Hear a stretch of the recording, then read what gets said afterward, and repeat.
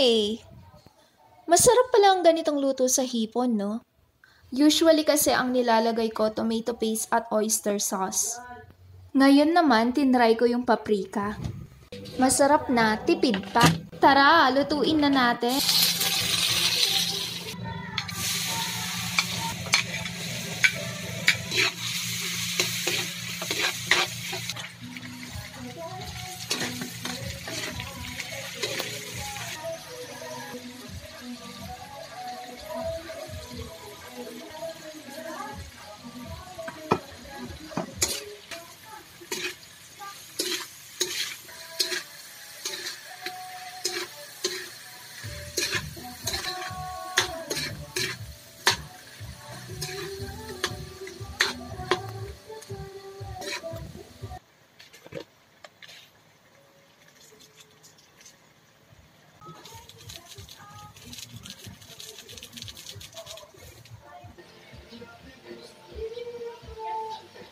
Grabe, sobrang sarap.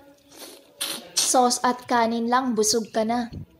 Try mo na rin to, sobrang dali lang lutuin.